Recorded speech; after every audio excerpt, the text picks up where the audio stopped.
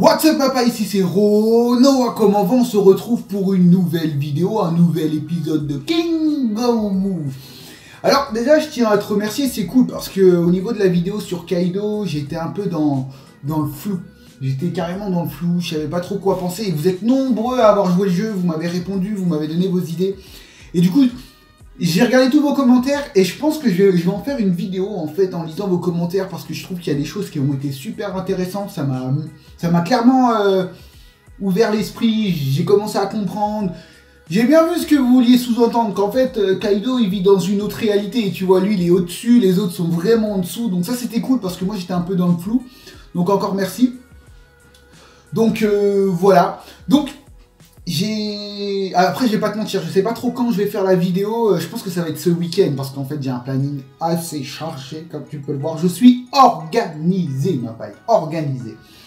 Donc suite à ma première vidéo où je suis revenu, j'ai parlé de la rêverie et pas mal de personnes étaient un peu déçues entre guillemets en se disant ah ouais tu parles que ça de la rêverie, mais non j'ai plein de choses à dire et aujourd'hui je vais tout simplement te parler de Im-sama et de ma vision de celui-ci. Alors je tiens à préciser, je vais peut-être faire des reviews à chaque sortie de chapitre, tu vois, histoire de... Voilà, tu vois, on parle One Piece tranquille, tu vois, on est posé, tu vois, on va voir ce que ça donne ma paille. Donc sur ce, je reviens sur Im-sama. Alors je vais te donner ma vision de celui-ci, alors pour moi c'est pas un véritable antagoniste, je sais pas comment te l'expliquer, je vais essayer tout du moins. Alors avant de parler d'Im-sama, j'ai envie de te donner ma vision de One Piece et de ce que représente entre guillemets Monkey D. Luffy. Alors... pour ça, il faut tout simplement analyser chacun des arcs dans One Piece et tu vas voir qu'il y a un même schéma qui est prédéfini. Alors, attention, quand je parle que Oda prédéfinit un schéma, je dis pas le mec, oh ouais, c'est toujours la même chose. Enfin, si, en quelque sorte, mais en fait, il est en train de te montrer quelque chose. C'est-à-dire que, une des choses qui est assez énervant, entre guillemets, quand tu parles de manga, les gens ils disent Neketsu, ça va être la même chose, non. Oda, c'est un auteur. Le manga, c'est juste une plateforme. C'est pas une finalité. Dis-toi, c'est juste un moyen de s'exprimer. Il aurait pu le faire en chanson, il aurait pu le faire en film, en série ou ce que tu veux. Mais à la base, Oda, c'est un auteur. Et il a des choses à dire. Même s'il dit le contraire, il a quand même une idée derrière la tête. Et si tu veux, lorsque tu fais une disserte ou un délire comme ça, tu te dis... attendez 2 secondes parce qu'il y a mon ordinateur qui me demande de redémarrer. Je vais faire ultérieurement. Je suis en pleine conversation, il me dérange. Donc, ce que je disais, c'est que Oda, c'est un auteur. Quand tu fais une dissertation, tu as l'introduction, le développement et la conclusion. Ta conclusion, tu l'as déjà en tête. Ton développement va tout simplement servir à justifier ta conclusion. Et bien, c'est pareil pour Oda. Chacun des arcs dans One Piece vient justifier l'idée finale qu'il a, c'est-à-dire la fin de One Piece. Et si tu veux, dans les différents arcs, eh ben, il te montre un peu la fin de One Piece. C'est-à-dire que si tu regardes attentivement, on obtient toujours la même chose. C'est-à-dire qu'on a un roi, un bon roi, qui va venir se faire destituer par l'antagoniste principal de cet arc. Suite à ça, l'antagoniste va créer une faction qui lui est propre. Des gens qui vont se battre pour lui et qui croient en lui. À ce moment-là, cette faction va tout simplement vouloir se battre contre la faction du roi et du coup, le chaos le chaos. Du coup, le pays est pris dans un certain chaos. Il y a un conflit interne. À ce moment-là, pour que les Mugiwara interviennent, on voit souvent quelqu'un en lien avec la royauté de l'ancien roi, du roi bon, qui va venir aider les Mugiwara, qui va demander de l'aide plutôt aux Mugiwara, et les Mugiwara vont intervenir et vont se battre contre l'antagoniste principal. L'antagoniste principal sera révélé au grand jour, on verra ses véritables objectifs, et du coup, même sa faction voudra s'opposer à lui. Et à ce moment-là, la faction de l'antagoniste et la faction du roi vont s'allier contre cet antagoniste et du coup vont suivre les Mugiwara. À ce moment-là, les Mugiwara battent l'antagoniste principal et on obtient que le pays arrive en paix en fait. Si tu regardes attentivement, tu as Alabasta, Skypiea, Dressrosa, l'île des hommes poissons, pas Whole Cake Island parce que Whole Cake Island c'est autre chose, mais Wano Kuni certainement ça va se passer de la même façon. Et du coup, à ce moment-là, ce qu'on peut voir, c'est que, eh ben voilà la réponse de Oda à la paix. Voilà la réponse de Oda, voilà certainement la fin de One Piece. C'est-à-dire qu'on aura certainement un antagoniste qui va vouloir dévorer le monde, entre guillemets, détruire le monde. Et du coup, même les gens qui ont des convictions différentes, c'est-à-dire le gouvernement, la marine, plutôt on va dire la marine, les révolutionnaires, les pirates vont tous se serrer les coudes contre cet ennemi et ainsi sera instaurée une paix. Alors c'est pas une paix éternelle, ce sera une paix éphémère parce que la paix éternelle, c'est pas possible. La paix éternelle n'est pas possible, elle n'est pas en adéquation avec la liberté parce que justement chacun voit midi à sa porte. Mais surtout, il n'y a que deux solutions pour obtenir la paix éternelle et ce sont deux choses que Luffy ne kiffera jamais faire.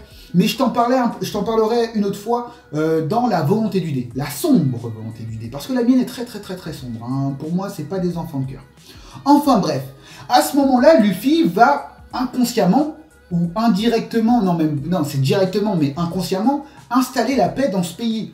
Et du coup il va être vu un peu comme un héros, hein. C'est pour ça, hein, l'île des hommes poissons va bien justifier ça, héros ou pirate, à vous de décider, enfin bref. À ce moment-là, Luffy est d'un certain côté. Donc il est au niveau de la balance, il est d'un côté. Et du coup, on a un autre personnage qui est Barbe Noire. Lui, c'est un peu le chaos ultime, tu vois. Et du coup, l'ennemi de la paix, c'est le chaos. Mais il y en a un qui vient réguler tout ça. Et ben c'est qui? Pour moi, c'est Im-sama. Im-sama est celui qui maintient l'équilibre de ce monde. On peut se souvenir des paroles de Garp qui nous dira tout simplement que les pouvoirs en place que sont la marine, les Shichibukai et les Yonkou maintiennent le monde en place. En fait, Im-sama n'est rien d'autre que quelqu'un qui maintient l'équilibre en place, le statu quo, pour que ni la paix ni le chaos n'interviennent pour la simple et unique raison que si l'un ou l'autre ressortent, ils vont comprendre que le gouvernement mondial, ils n'en ont pas besoin. Et du coup, on va pas dire qu'un chaos s'installe, mais ça changera la donne et pour eux, c'est pas bien. Pour eux, les riches doivent rester riches, les pauvres rester pauvres, les forts rester forts et les faibles rester faibles. Et du coup, vis-à-vis de ça, si je te dis ça, c'est parce que pour moi, Im-sama est celui qui a fomenté les coups d'État. Parce que si tu te souviens bien, je t'avais fait une vidéo justement te disant qu'il y avait une entité. Bon, bah, tu connais de toute façon. Et du coup, pour moi, Alabasta, Dressrosa sont tout simplement... comment dire, sont la preuve que Im-sama est derrière tout ça. Parce qu'on peut voir deux choses. On peut voir qu'il y a encore deux Shichibukai, donc reliés au gouvernement mondial. Et en plus de ça, ce qu'on peut voir, c'est que le coup d'État se fait de la même façon. Comme je t'ai expliqué avec détrôner le roi et tout ce qui s'ensuit. Et du coup, Wano Kuni, je pense réellement que Im-sama est lui aussi derrière le coup d'État de Wano Kuni, pour la simple et unique raison que, si tu regardes attentivement, c'est assez bizarre. Il y a 24 ans, on a tout simplement la mort de Goldie Roger, 23 ans, attaque pirate à Wano Kuni, 22 ans, destruction de Ohara, 21 ans, naissance de Zoro. Alors c'est épique, ça n'a rien à voir, mais c'est épique quand même. Et 20 ans, mort de Oden Kuzuki. On voit qu'à la mort de Goldie Roger, tout ce qui a un lien avec ce royaume disparu, tout le savoir, va disparaître. Justement, il faut effacer les traces. Et du coup, moi je pense que véritablement, Im-sama est derrière tout ça. Ce qui me fait penser ça aussi, c'est parce que Oda s'inspire de notre monde. Et on a déjà vu des choses comme ça dans notre monde, c'est-à-dire qu'on a des pouvoirs en place, on a des grandes puissances qui veulent les richesses de certaines puissances, de certains pays plutôt. Et du coup, ils vont tout simplement, pour ne pas apparaître comme les méchants de l'histoire, alimenter les rebelles, financer les rebelles d'un pays, pour que justement cela arrive à détrôner le pouvoir en place et ainsi récupérer les ressources de ce pays-là. On peut le voir dans plein de choses. Et du coup, je pense que c'est pareil au niveau de Orochi. Je pense que Im-sama a véritablement tout confectionné dans sa tête et que justement, un pays comme Wano Kuni qui est isolationniste, si un étranger vient de force dire « je revendique ces terres », même les samouraïs qui ont des conflits internes vont se rebeller. Je pense que l'attaque d'il y a 23 ans, ce sont véritablement tous les samouraïs de Wano Kuni qui se sont opposés à cet individu ou à cet envahisseur, entre guillemets. Et là, on retrouve ça. Et en fait, les samouraïs de Wano Kuni, pour justement ne s'allient pas et ne soient pas contre justement un nouveau pouvoir en place, et ben pour moi, Im-sama, il a décidé de mettre Orochi en place. C'est-à-dire qu'il a décidé de mettre un samouraï de Wano Kuni au pouvoir et de le contrôler. Pour justement ne pas être rejeté par les autres samouraïs. Parce que c'est comme ça que ça se passe. Hein. Comme je t'ai dit, Oda s'inspire de notre monde. Et du coup, je pense qu'avec le temps, on a pu voir que tout est en lien. Par exemple, Orochi, non, je me trompe. Je voulais tout simplement te dire que Orochi, je pense qu'il devient trop gourmand. Et c'est-à-dire que je pense réellement que le gouvernement mondial va vouloir le faire tuer. Une des raisons que je t'avais dit pourquoi Kaido pourrait trahir Orochi, parce que justement, Kaido n'intervient pas. Mais j'ai bien vu vos commentaires hein, que j'ai trouvé véritablement intéressants. Et ce qui me fait penser aussi que Im-sama est derrière tout ça, c'est parce que j'ai l'impression que tout est véritablement lié contre le gouvernement mondial et Wano Kuni. C'est une très longue histoire. Parce que déjà, comme je te l'ai expliqué, Alabasta et Dressrosa, pour moi, ont été fomentés par la même personne. Et je pense qu'il y a un lien entre Doflamingo et Crocodile, justement parce que si tu regardes attentivement Alabasta, des armes arrivent d'Alabasta. Au début, les rebelles vont tout simplement dévaliser les dépôts d'armes d'Alabasta, et ensuite arrive un bateau rempli d'armes, qui me sort de je ne sais où. Et on sait que Doflamingo fait un trafic d'armes, et que chaque bateau où il met les armes ont des proues d'animaux, et on verra que celui d'Alabasta est un chat. Donc pour moi déjà, Doflamingo et Crocodile, je sais même plus, Crocodile, ouais, voilà, Crocodile, tout simplement s'alliaient, ont dû avoir été de connivence au niveau de là.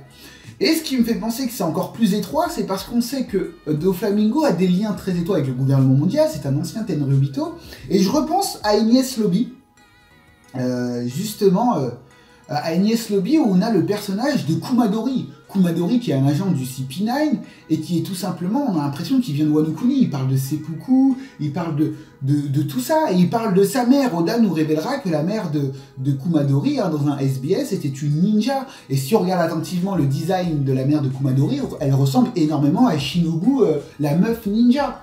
Donc je me dis que tout peut être lié. Et ce qui est aussi intéressant, c'est quand Rob Lucci demande à Spandam où est-ce que tu as eu ces fruits du démon? Il lui dit bah j'ai mes sources, tu vois, j'ai mes contacts. Et celui qui gérait un peu les fruits du démon à l'époque, parce qu'on a vu que dès le début il était dans l'ombre avec le OPOP Nomi, c'est Doflamingo. Du coup je me dis que tout est lié.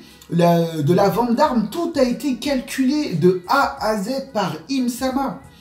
Et du coup je pense que c'est lui qui a décidé de détrôner Oden Kozuki, parce que imagine une seule seconde, le mec il veut ouvrir les frontières, le mec parle le poneglyphe, il sait les lire. Qui plus est, il allait avec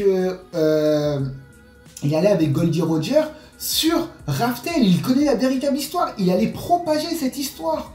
Et c'est ça qui a fait peur pour moi à Im-sama. Qui plus est, on sait de sources sûres, hein, comme l'a dit Goldie Roger et qui a été affirmé par Sengoku, que la dernière année de vie de Goldie Roger a été passée au peigne fin. Et ce qui est intéressant, c'est que ce qui est intéressant, c'est la rencontre entre Goldie Roger et Barbe Blanche. On peut voir qu'il y a des fleurs de Sakura. Donc il y a de grandes chances que cette rencontre a pu avoir lieu à Wano Kuni. Et du coup, ils en étaient conscients parce qu'ils ont trituré la dernière année de Goldie Roger, donc ils savent qu'ils se sont rencontrés. Donc peut-être qu'il y a plein de choses qui ont été dites, et du coup Wano Kuni pour eux a été véritablement un pays dangereux. Et c'est pour ça que je pense que Im-sama, c'est quelqu'un qui a fomenté le coup d'état de Wano Kuni. Et là, je pense aussi qu'il réfléchit à autre chose, c'est-à-dire que Orochi devient gourmand. Il a commencé à vouloir Vegapunk, il commence à vouloir toujours plus. Et à ce moment-là, je pense qu'il est en train de vouloir l'évincer discrètement, subtilement. Et je pense que celui qui pourrait l'évincer, alors comme j'ai pensé à Kaido, ce serait Koshiro. Koshiro, pour moi, aussi, c'est bizarre. Si tu regardes bien, la capitale en fleurs, elle est plus maintenue par Koshiro que par Orochi. Koshiro, il a des sbires un peu partout, c'est à lui qu'on rend des comptes. T'as Page One qui dit boss Koshiro. Donc pour moi, j'ai l'impression que si c'est ça, hein, si Im-sama a fomenté le coup d'état, il essaye de trouver un autre meneur parce que Orochi devient un véritable problème. Donc voilà pour Im-sama, ma vision de Im-sama. Pour moi, c'est pas véritablement un antagoniste, putain c'était dur, mais plus quelqu'un qui est l'architecte du monde de One Piece, qui a construit toutes ces structures, c'est-à-dire des Yonkou à justement ce pouvoir en place qu'est le gouvernement mondial. Alors, Parce que justement, il y a un truc qu'il faut savoir, et c'est pour ça que je te dis qu'il maintient l'équilibre. C'est-à-dire que pour moi, le fait que justement ta chance qui arrive, ta chance qui arrive à Marineford, qui arrive ensuite à Marie-Joa. Oui, je dis Marie-Joa, je sais que c'est Marie-Joise, mais ça fait tellement longtemps qu'on dit Marie-Joa, ça va pas venir comme ça. Et du coup, le fait que chance, qu'il y ait une relation très ambiguë entre le gouvernement mondial et les Yonkou, et qu'on nous dit que c'est un pouvoir en place nécessaire à l'équilibre de ce monde, je me dis que c'est lui qui a tout organisé. Parce que justement, dans un monde tel que celui de One Piece et même le nôtre, il faut nous laisser un peu de liberté. Il faut laisser un peu de liberté à l'homme pour qu'il croie qu'il contrôle son destin, qu'il contrôle absolument tout, qu'il est maître. Parce que justement, si tu oppresses trop un peuple, celui-ci va vouloir se rebeller et du coup le chaos va s'installer.